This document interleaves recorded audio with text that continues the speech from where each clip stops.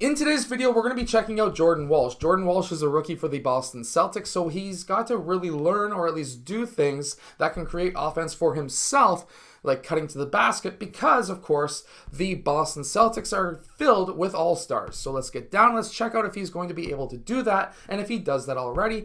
Really quickly, if you want to be able to jump higher, make sure to go check out my vertical jump training book down in the description below. Okay, so the first thing that we see Jordan Walsh do is cut across that high post. That's a very deadly area of the court, and when you get that ball here, the first thing that you should be looking at is for cutters along the baseline or for players in the low post. The idea here is if they are playing a zone, they could come up and try and jam that high post because this is a very deadly area. Nobody wants the ball in the key or in the high post against a zone. So you can get these easy passes down low.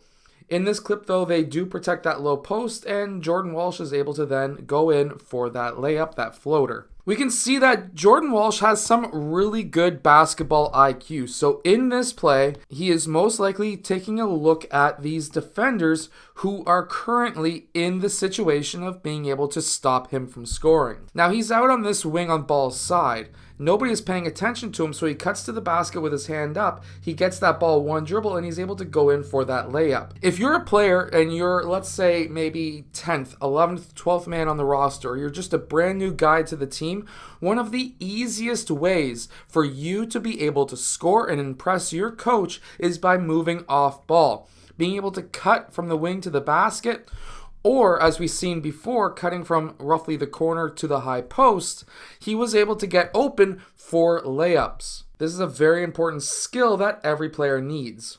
Now in this next clip, he's on this wing and he moves down towards the deeper part of the wing. Now there's a reason for this, and that is because his teammate is using a screen and he's attacking the basket. Now if he moves down towards this wing, that creates more separation between his man and himself. Because right now, if he stays right here, he's got this much separation versus here where he's got this much separation. Also the fact that once his teammate kicks that ball out to Jordan Walsh, then at that point, his defender, Jordan Walsh's defender, is going to automatically think, I need to get back to the last place where I seen my man. And that is exactly what happened. He first looked right there. He pauses for a second and looks at where Jordan Walsh was. That thousandth of a second does allow Jordan Walsh to get that shot up without getting blocked. Now this shot does bounce around a lot on that rim, but it does eventually bounce in. Now off of this missed shot or air ball,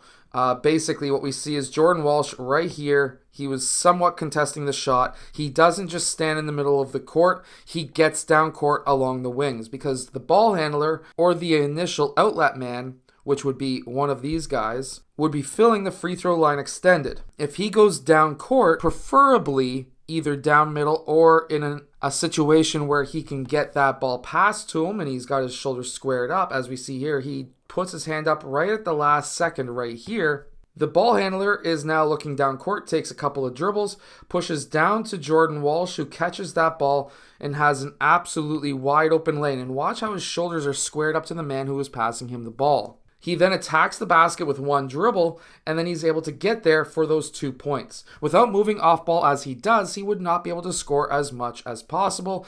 And considering that he's on a team, the Boston Celtics, who is already stacked with multiple players and multiple all-stars, he's going to need to be able to move off ball to be able to create any offense for himself. And when Jordan Walsh attacks the basket, watch, he gets that ball up high, nice and early, up at least at his shoulder height, and then gets it a little bit higher, and then he reaches out for that layup. If he was to keep that ball down below his waist, check this out. Other guys around him, the defenders, are going to be trying to swipe that ball away. Your hand is part of the ball. So, guess what? If you hit the player's hand that's on the ball, it's not a foul, which is why you get hacked when you go to the rim. And watch this floor spacing, actually floor spacing by everybody.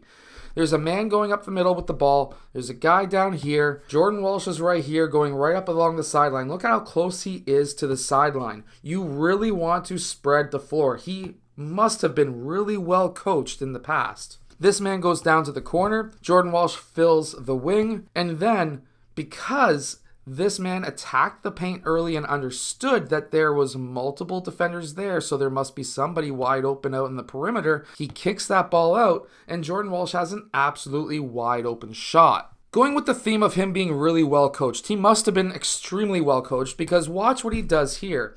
He's in the high post. This man is looking to go somewhat ISO on his man, so he clears out. As soon as he clears out, that man attacks the basket, and Jordan Walsh cuts back door on his man along the baseline. Why is this important? Well, look at his man. His man is no longer looking at him. His back is to Jordan Walsh, which means that anytime if you are a player and you see this happen to you, guess what? You need to cut to the basket, because if you have a good teammate who knows how to pass, you would be able to get easy baskets. The only critique I would say right here is to pass it off to number 99 for the floater, but that's just me. That's something I would do because I don't feel like trying to go up against a 6'6" guy. But then again, I'm 6'2", so that's something I wouldn't be doing anyways. Oh, and he also knows how to finish strong, so great job.